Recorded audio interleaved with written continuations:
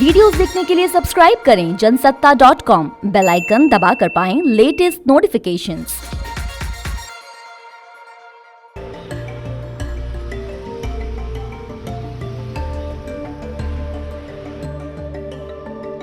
देश में कोरोना के कहर के बीच ऑक्सीजन की कमी बड़ी समस्या बनकर उभरी है। मध्य प्रदेश, राजस्थान, पंजाब से लेकर उत्तर प्रदेश तक इस समस्या से जूझ रहा है। कोरोना संक्रमितों की संख्या बढ़ने के साथ ही ऑक्सीजन की मांग भी तेजी से बढ़ रही है। कई राज्यों ने केंद्र सरकार से ऑक्सीजन पहुंचाने की अपील की है।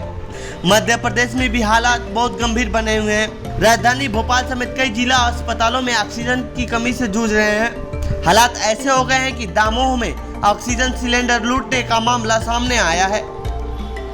दामोह के जिला अस्पताल में मंगलवार रात लोगों ने ऑक्सीजन सिलेंडर लूट लिया।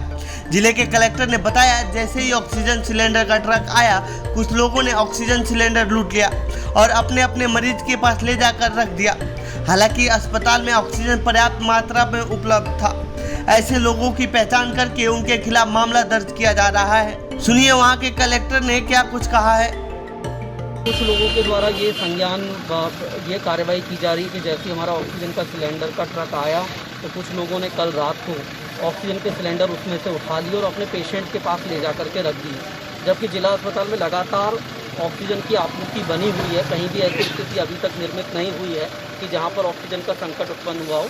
तो ऐसे लोगों को चिन्हित करके हम उनके खिलाफ अपराध भी पंजीबद्ध कर रहे हैं और इसमें डॉक्टर प्रोटेक्शन एक्ट लगाने के संबंध में भी हम परीक्षण कर रहे हैं ताकि ये स्थिति निर्मित ना हो, क्योंकि इस स्थिति से सारे मरीजों की जान खतरे में आ सकती है। अगर सारे सिलेंडर उठ के चले गए और जो सेंट्रलाइज्ड हमारी ऑक्सीजन पाइपलाइन है उसमें सिलेंडर नहीं लगे तो उससे सभी की जान खतरे में आ सकती है। सबसे अनुरोध भी है कि संयम बना के रखें, सिलेंडर और ऑक्सीजन की पर्याप्त उपलब्धता है और जो लोग ऐसी कार्रवाई करेंगे उनके खिलाफ हम कठोर कानूनी कार्रवाई करेंगे। इस बीच महाराष्ट्र के नासिक में बड़ा हादसा हो गया है। यहाँ स्थित डॉक्टर जाकिर हुसैन अस्पताल में ऑक्सीजन टैंक लीक हो गया। हादसे में 12 मरीजों की मौत हो गई है, वहीं 12 लोगों के हालात गंभीर हैं। रिपोर्ट्स में बताया गया है कि टैंकर भरने के दौरान यह रिसाव हुआ है। रिसाव होने की वजह से अस्पताल परिसर में ऑक्सीजन फैल गई थी। महाराष्ट्र के पूर्व मुख्यमंत्री देवेंद्र फडणवीस ने मामले में जांच की मांग की है। राज्य सरकार में मंत्री राजेंद्र सिंगड़े ने जांच के आदेश दिए हैं। एफडीए मंत्री राजेंद्र सिंगड़े के साथ स्वास्थ्य मंत्री राजेश टोपे नासिक के लिए रवाना हो गए हैं। अब देखने वाली बात होगी कि यहाँ स्थिति कैसे संभाली जाती है। तो वहीं दूसरी तरफ हरियाणा सरकार में मंत्री अनिल विज ने दिल्ली सरकार पर आरोप लगाया है कि दिल्ली सरकार ने हरियाणा के ऑक्सीजन टैंकर को लूट लिया है। सुनने में ये बात थोड़ी अजीब तो लगेगी, लेकिन भारतीय राजनीति का यह काला सच है कि महामारी में भी इनकी राजनीति खत्म नहीं हो रही है। सुनिए अनिल विज ने क्या कुछ कहा है। देखिए, हरियाणा में हमारे पास ऑक्सीजन की सफिशिएंट मात्रा है। 270 मीट्रिक टन हरियाणा में जो ऑक्सीजन वो बनती है।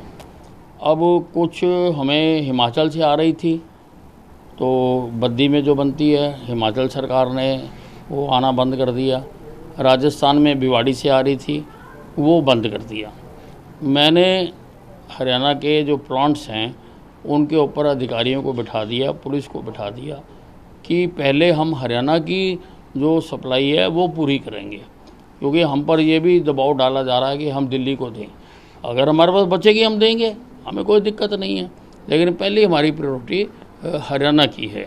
और कल हमारा एक टैंकर हमारे फरीदाबाद के अस्पतालों के लिए ऑक्सीजन लेके दिल्ली से जा रहा था।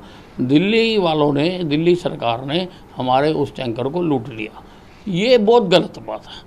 इस तरीके से अगर आपाधापी करेंगी सरकारें तो ये सारे अव्यवस्था फैल जाएगी। हालांकि अब मैंने आदेश जारी कर दिए कि जो भी टैंकर जाएगा वो पुलिस एस्कॉर्ट के साथ जाएगा ताकि ऐसी घटना ना हो। लेकिन इस प्रकार से धक्के से किसी टैंकर से गैस निकाल लेना ये बहुत निंदनीय बात है। तो ये थी कोरोना के समय पर ऑक्सीजन को लेकर हो रही राजनीति पर हमारी रिपोर्ट। आपको कैसी लगी ये रिपोर्ट कमेंट बॉक्स में बताएं। साथ ही देश में हो रहे इस राजनीति पर आप क्या कहना चाहते हैं कमेंट बॉक्स में लिखें। बाकी देश दुनिया की खबरों के लिए बने रहिए जनसत्ता के साथ। धन्यवाद।